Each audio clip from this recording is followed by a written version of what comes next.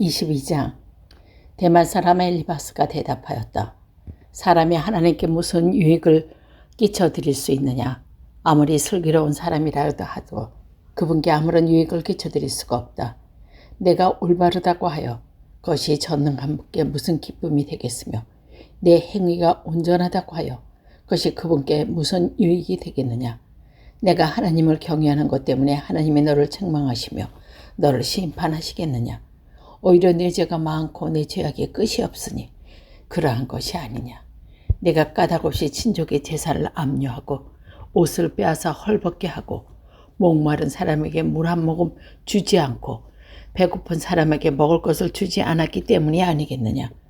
너는 권세를 이용하여 땅을 차지하고 지기를 이용하여 이 땅에서 거들먹거리며 살았다. 너는 과부들을 빈손으로 돌려보내고 고아들을 혹사하고 학대하였다. 그러기에 이제 내가 온갖 올무에 걸려들고 공포에 사로잡힌 것이다. 어둠이 덮여서 내가 앞을 볼 수 없고 홍수가 너를 뒤덮을 것이다. 하나님의 하늘 높은 곳에 계시지 않느냐? 저 공중에 높이 떠있는 별들까지도 하나님이 내려다보고 계시지 않느냐? 그런데도 너는 하나님이 무엇을 하시겠으며 검은 구름 속에 숨어 계시면서 어떻게 우리를 심판할 수 있겠느냐? 짙은 구름에 그를 둘러싸여 어떻게 보낼 수 있겠느냐? 다만 하늘에서만 왔다 갔다 하실 것뿐이겠지 하는구나. 너는 아직도 옛 길을 고집할 셈이냐? 악한 자들이 걷던 그 길을 고집할 셈이냐? 그들은 때가 되기도 전에 서로 잡혀갔고 그 기초가 무너져서 강물에 떠내려가 버렸다. 그런데도 그들은 하나님께 말하기를 우리를 좀 그냥 내버려 두십시오. 전능하신 분이라고 하여 우리에게 무슨 일을 더할 수 있겠습니까? 하였다. 그들은 집에 좋은 것을 가득 채우신 분이 바로 하나님이신데 악한 자들이 그런 생각을 하더니 나는 이해할 수 없다. 그러나 악한 자가 형벌을 받을 때 의로운 사람이 그것을 보고 기뻐하며 죄 없는 사람들이 그것을 보고 비웃기를 과연 우리 원수가 전멸되고 남은 재산은 불에 타서 없어졌다 할 것이다. 그러므로 너는 하나님과 화해하고 하나님을 원수로 여기지 말아라. 그러면 하나님 너에게 은총을 베푸실 것이다. 하나님이 친히 말씀하여 주시는 교훈을 받아들이고 그의 말씀을 내 마음에 깊이 간직하여라. 전능하신 분에게로 겸손하게 돌아가면 너는 다시 회복될 것이다. 온갖 불의한 것을 내 집안에서 내버려라. 황금도 뒷거리 위에다 내버리고 오빌의 정금도 계곡의 돌바닥 위에 던져버려라. 그러면 전능하신 분이 내 보물이 되시고 산더미처럼 쌓이는 은이 되실 것이다. 그때가 되어야 비로소 너는 전능하신 분을 진정으로 의지하게 되고 그분만이 내 기쁨의 근원이심을 알게 될 것이다. 내가 그분에게 기도를 드리면 들어줄 것이며 너를 서운한 것은 다 이룰 거다. 하는 일보다 다 잘되고 빛이 내가 걸어가는 것을 비춰줄 것이다. 사람들이 쓰러지거든 너는 그것을 교만하기 때문이라고 일러주어라. 하나님은 겸손한 사람을 구원하신다. 그분은 죄 없는 사람을 구원하신다. 너도 깨끗하게 되면 그분께서 구원해 주실 것이다. 욥이 대답했다. 오늘도 이렇게 처절하게 탄식할 수밖에 없다니 내가 받은 이 고통에서 하란 곳 없이 그분이 무거운 손으로 여전히 나를 억누르시는구나. 그분이 계신 곳을 알 수만 있다면 그분의 보좌까지 내가 이룰 수만 있다면 그분 앞에서 내 사정을 아뢰련만 내가 정당함은 입이 닳도록 변론하거란만 그러면 그분은 무슨 말로 내가 대답하실까? 내게 어떻게 대답하실까? 하나님이 힘으로 나를 억누르실까? 그렇지 않을 것이다. 내가 말씀을 드릴 때에 귀를 기울여 두실 것이다. 내게 아무런 잘못이 없으니 하나님께 떳떳하게 말씀드릴 수 있을 것이다.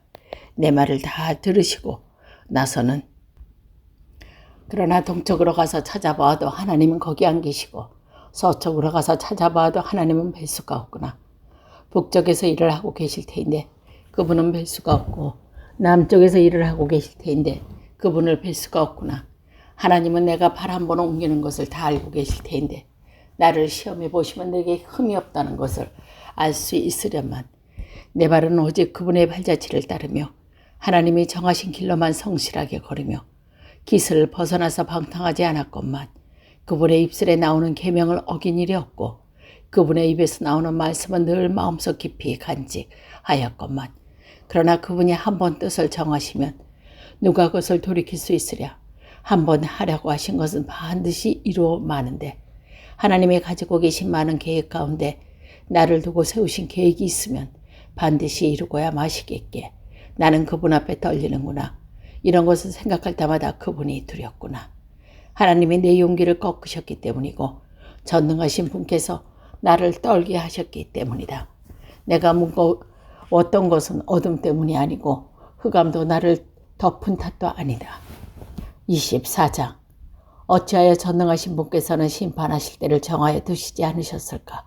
어찌하여 그를 섬기는 사람들이 정당하게 판단받는 날을 정하지 않으셨을까? 경계선까지 옮기고 남의 가축을 빼앗아가 제 우리에 집어넣는 사람도 있고 고아의 나귀를 강제로 끌고 가는 사람도 있는가 하면 과부가 빚을 갚을 때까지 과부의 소를 끌고 가는 사람도 있구나. 가난한 사람의 권리를 빼앗는가 하면 흙에 묻혀 사는 가련한 사람들이 학대를 받으며 견디다 못해 도망가 숨기도 한다. 가난한 사람들은 들나귀처럼 메마른 곳으로 가서 일거리를 찾고 먹거리를 얻으려고 하지만 어린아이들에게 먹을 것을 찾는 것은 빈들뿐이다. 가을거디가 끝날 남의 밭에 가서 이삭을 줍고 악한 자의 포도밭에서 남은 것을 긁어모은다. 잠자리에서도 덮을 것이 없으며 추위를 막아줄 이불조차 하나도 없다.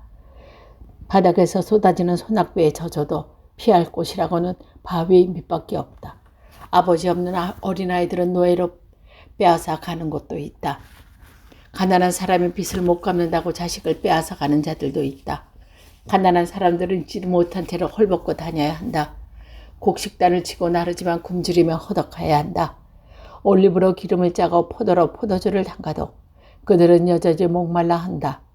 성읍 안에서 상처받은 사람들과 죽어가는 사람들이 소리를 질러도 하나님은 그들의 간구를 못 들은 채 하신다. 빛을 싫어하는 사람이 있다. 그들은 빛이 밝혀주는 알지 못하며 빛을 밝혀주는 걸로 가지 않는다. 살인하는 자는 새벽에 일어나서 가난한 사람과 궁핍한 사람을 죽이고 밤에는 도둑질을 한다. 간음하는 자는 저물기를 바라며 사람들이 눈치채지 못하게 생각하며 얼굴을 가린다. 도둑들은 대난의 털집을 보아두었다가 어두워지면 벽을 뚫고 들어갔다가 이런 자는 하나같이 낮은 한낮에는 익숙하지 못하다. 그들은 한낮을 무서워하고 오히려 어둠 속에서 평안을 누린다.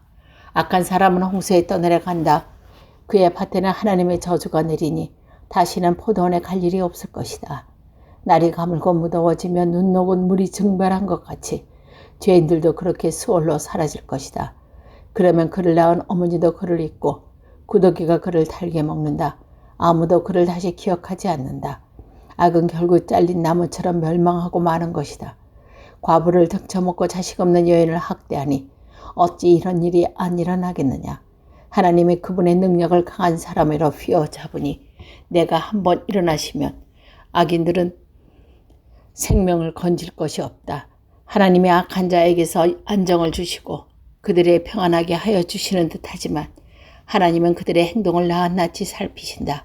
악인들은 잠시 번영하다가 곧 사라지고 불처럼 마르고 시들으며 곡식 이산처럼 잘리는 법이다. 내가 한 말을 부인할 사람은 누구냐? 내가 한 말이 모두 진실이 아니라고 공격할 자가 누구냐? 25장. 수아 사람 빌닷이 대답했다. 하나님께서는 주권과 위엄이 있으시다. 그분은 하늘나라에서 평화를 이루셨다. 그분이 거느리시는 군대는 헤아릴 자가 누구냐? 하나님이 빛이 가서 닿지 않는 곳이 어디에 있느냐? 그러니 어찌 사람이 하나님 앞에서 의롭다가 하겠느냐? 어찌하여 하나님 앞에서 태어난 사람이 어찌 깨끗하다고 하겠느냐? 비록 달이라도 하나님께서는 밝은 것이 아니며 별들마저 하나님 보시기에는 청명하지 못하거늘 하물며 구더기 같은 사람, 벌레 같은 인간이야 말할 나이가 있겠느냐? 26장. 욥이 대답하였다. 나를 그렇게까지 생각해 주니 고맙다. 나처럼 가난하고 힘없는 자를 도와주다니. 너는 온돌한 나를 잘 깨우쳐 주었고 내 지혜를 내게 나누어 주었다. 그런데 누가 내게 그런 말을 들은 것이라고 생각하느냐? 너는 누구에게 영감을 받아서 그런 말을 하는 거냐? 죽은 자들이 떤다.